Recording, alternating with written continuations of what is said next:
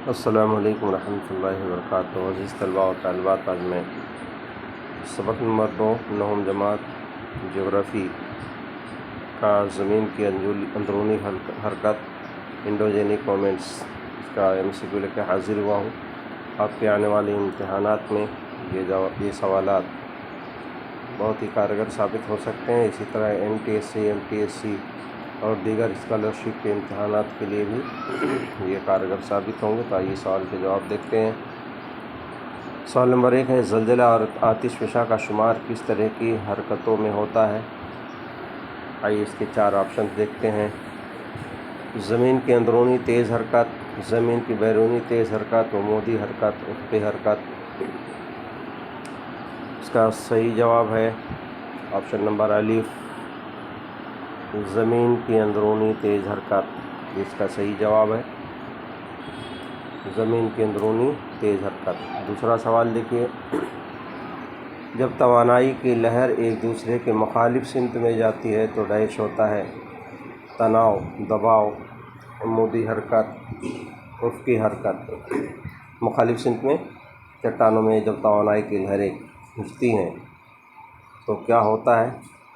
जब मुखालिफ सिमत में जाएंगी तो तनाव होगा और एक ही सिमत में आएंगी तो दबाव होगा।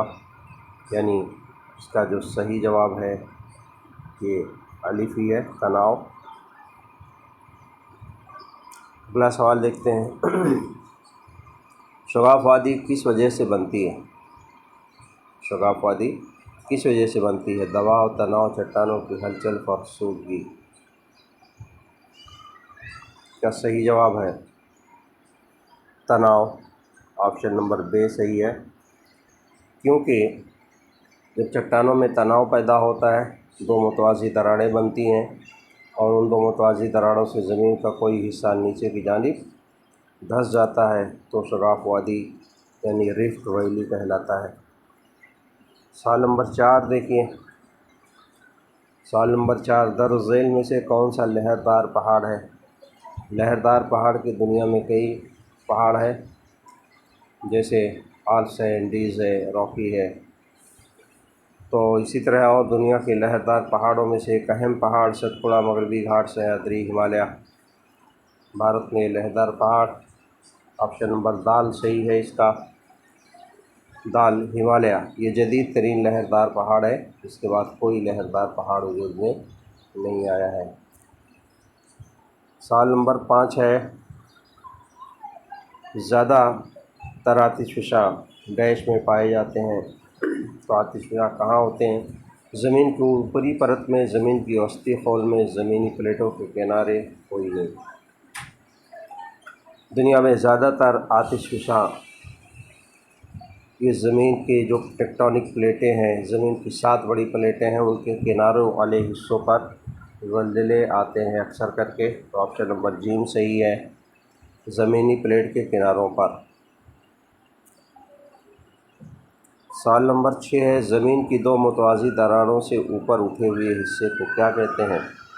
यानी जब ज़मीन के पर तनाव पड़ता है, दो मुतवाज़ी दरारें पड़ती हैं, लेकिन हरकत जो है हमारी नीचे से ऊपर की तरफ होती है, यानी उफ़क़ी सिमत में, अमूदी सिमत में। तो इस तरह से ज़मीन का कोई हिस्सा ऊपर उठ जाता है तो उसे क्या कहते हैं? शगाफ वादी, लहरदार पहाड़, आतिशी पहाड़, तोदानुमा पहाड़। ऑप्शन इसका दाल सही है, दाल, तोदानुमा पहाड़। ठीक है, तो ये तोदानुमा पहाड़ बनता है। अज़ीज़ तलबा व तालिबात, अगर आपने ज्योग्राफी टीच वेरी नाइस को सब्सक्राइब ना किया हो तो यूट्यूब पर सब्सक्राइब कर लें। सवाल नंबर 7 देखते हैं। ज़लज़ले की शिद्दत को नापने के लिए ज़लज़ले की शिद्दत को नापने के लिए कौन सी इकाई इस्तेमाल की जाती है? इकाइयाँ होती हैं किसी चीज़ को नापने के लिए, जैसे मीटर, सेंटीमीटर, इसी तरह माय मादों को नापने के लिए लीटर वगैरह। इसी तरह ज़लज़ले की शिद्दत को नापने के लिए एक इकाई है। इकाई कौन सी है? मीटर है, सेंटीमीटर, थर्मामीटर, रिश्टर। यह है रिश्टर पैमाना। इंग्लिश में इसको हम रिचर स्केल कहते हैं, Richter scale, RITCHER, Richter. Richter scale या रिश्टर पैमाना। दो मुतवाज़ी दरारों से नीचे धंसे हुए हिस्से को क्या कहते हैं?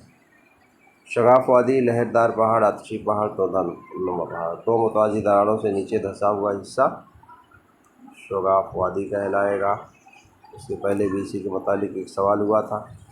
अगला सवाल देखिए, चट्टानों के अंदर जहाँ तवानाई की लहरों की शुरुआत होती है उसे क्या कहते हैं?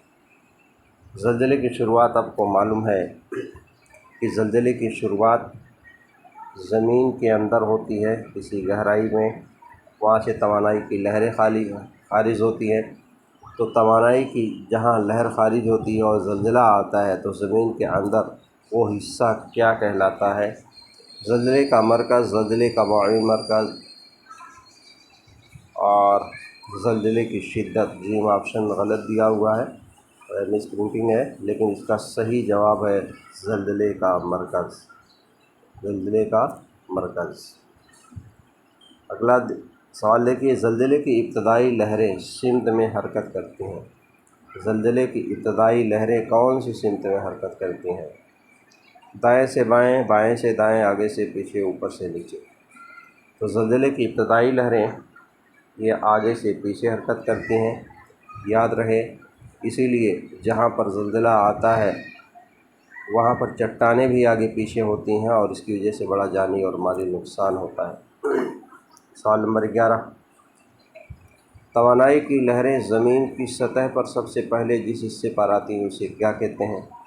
जैसा कि मैंने अभी बताया कि ये तवानाई की लहरें खारिज हो रही हैं यहाँ से, और यहाँ से ये सिमत में ज़लज़ले की लहर आती है, तो सबसे पहले जहाँ तवानाई आएगी यानी जहाँ सबसे पहले ज़लज़ला महसूस किया जाएगा उसे क्या कहेंगे?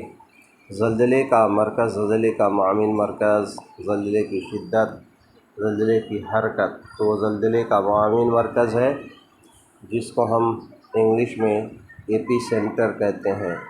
एपी सेंटर, ज़लज़ले का मुआविन मरकज़ या एपी सेंटर, ठीक है। तो ज़लज़ले का मुआविन मरकज़ इसका जवाब है। 12 नंबर का सवाल देखिए, ज़लज़ले की कौन सी लहर हर तरह के मादों से गुज़र सकती है? सानवी, सतही, इब्तदाई, कोई नहीं। तो ज़लज़ले की कौन सी लहर हर तरह के मादों से गुज़रती है? याद रखें, ज़लज़ले की इब्तदाई लहरें हैं जो हर तरह के मादों से गुज़र सकती हैं। ऑप्शन नंबर जी इसका सही है। इब्तदाई लहरें माए, सयाल और ठोस हर तरह के मादों से गुज़रती हैं। कौन सी लहर ज़मीन की सतह के मुतवाज़ी सफ़र करती है? ज़लज़ले की कौन सी लहर है? इब्तदाई, सानवी, सलासी, कोई नहीं। ज़मीन की सतह के मुतवाज़ी यानी ज़मीन के सरफेस के साथ साथ वो सफ़र करती हैं। वो लहरों का नाम है सतही लहरें, जिसमें नाम नहीं दिया गया है, यानी इसका ऑप्शन होगा कोई नहीं। सतही लहरें सफ़र करती हैं। सवाल नंबर 14 है, दक्कन की सतह मुर्तफ़ा की वजह से वजूद में आई। क्या वजह है उसके वजूद में आने की? दक्कन की सतह मुर्तफ़ा, दरारनुमा, आतिशफ़शा, मरकज़ी, तोदानुमा पहाड़ और बर्रे-ए-साज़ हरकात। याद रखिए, आतिशफ़शा की कई किस्में बताई गई हैं, एक मरकज़ी, एक दरारनुमा। तो जब दरारनुमा आतिशफ़शा फटता है यानी दूर तक उसके कई दरारों से आतिशफ़शानी मादे ज़मीन पर आते हैं, तो ऐसा इलाका बनता है। दक्कन की सतह मुर्तफ़ा उसी से बनी हुई है, काली मिट्टी का इलाका महाराष्ट्र में। तो ये दरारनुमा सतह मुर्तफ़ा की वजह से वजूद में आई है दक्कन की सतह मुर्तफ़ा। जिस आतिशफ़शा पर हमेशा मादे निकलते रहते हैं उसे क्या कहते हैं? आतिशफ़शा कई किस्म के होते हैं, लेकिन एक आतिशफ़शा जिसमें धुआँ, धूल, गैस और दीगर आतिशफ़शानी मादे हमेशा जारी रहते हैं, ऐसे आतिशफ़शा को क्या कहेंगे? मरकज़ी, दरारनुमा, ज़िंदा और मुर्दा। तो आतिशफ़शा है ज़िंदा आतिशफ़शा, एक्टिव वोल्केनो, जो हमेशा मादे निकलते रहते हैं। सवाल नंबर 16 है, दर्ज झेल में से कौन सा असर आतिशफ़शा की वजह से नहीं होता? ये असर है, इनमें से आतिशफ़शानी अमल से ये असर नहीं होता है। कौन सा है? ज़मीन ज़रख़ेज़ होती है, मादनियात ज़मीन की सतह पर आ जाती हैं, ये भी अमल होता है। जब मादे निकलते हैं तो मिट्टी ज़रख़ेज़ बन जाती है, मादनियात नीचे से ऊपर आ जाते हैं आतिशफ़शानी मादों के साथ। ज़ेर ज़मीन पानी की सतह बदल जाती है, ज़मीन पर नई शक्ल भी बनती है, जैसे पहाड़ बन जाते हैं, सतह मुर्तफ़ा बनती है।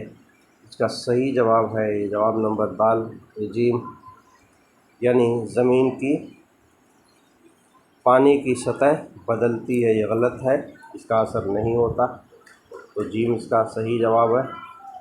17वां सवाल है, दर्ज झेल से ज़लज़ले का असर कौन सा है? ज़लज़ले का असर बताना है। ज़लज़ले की वजह से इसमें कौन सी शक्ल बनती है? मखरूती पहाड़, ज़मीन की ज़रख़ेज़ी में इजाफ़ा होता है, माहौल की आलूदगी होती है, या समंदर में सुनामी लहरें पैदा होती हैं। याद रखिए, अगर ज़लज़ला समंदर की सतह में आया तो उसमें सुनामी लहरें पैदा होती हैं। ये असर है ज़लज़ले का। 18वां सवाल है, दर्ज झेल से कौन सी वजह ज़लज़ले की नहीं है? ज़लज़ले की वजह कौन सी नहीं है? तवानाई का अखराज, आतिशफ़शा का धमाका, हवा का दबाव, बर्रआज़मी प्लेटों का खिसकना। तो याद रहे कि आतिशफ़शा का धमाका भी ज़लज़ले की वजह बनती है, तवानाई का अखराज भी होता है ज़मीन से तो भी ज़लज़ला आता है, बर्रआज़मी प्लेटें खिसकती हैं तो भी ज़लज़ला आता है, हवा के दबाव का कोई ताल्लुक़ नहीं है। तो ऑप्शन नंबर जी जो है ये दुरुस्त है। सवाल नंबर 19 है, वसी सतह मुर्तफ़ा का वजूद में आना किस तरह की हरकत है? वसी सतह मुर्तफ़ा का या बर्रआज़मों का वजूद में आना कौन सी हरकत कहलाती है? कोहिसाज़, बर्रसाज़, उमूदी या उफ़क़ी हरकत। याद रखिए, ऐसी हरकत जिसकी वजह से बर्रआज़म और सतह मुर्तफ़ाई हिस्से वजूद में आते हैं, इसको हम बर्रसाज़ हरकत कहते हैं। बे ऑप्शन सही है। आखिरी सवाल देखिए, ज़लज़ले की कौन सी लहरें सय्याल मादा से नहीं गुज़र सकती? ज़लज़ले की कौन सी लहरें हैं जो सय्याल मादे से नहीं गुज़र सकती? लिक्विड से, जैसे उमूदी, सतही, इब्तदाई, सानवी लहरें। ऑप्शन नंबर दाल इसका सही है कि ज़लज़ले की सानवी लहरें ये सय्याल मादे से नहीं गुज़र सकती हैं। इस तरह अजीज़ तलबा और तलबात ये 20 सवालात थे। अब तक अगर आपने इस चैनल को सब्सक्राइब नहीं किया है, geography teach very nice subscribe कर लें। आपकी आसानी के लिए मैंने तमाम सवालात के जवाब भी यहाँ लिख दिए हैं, सवाल नंबर 1 से 20 तक। अस्सलामु अलैकुम रहमतुल्लाहि व बरकातहू।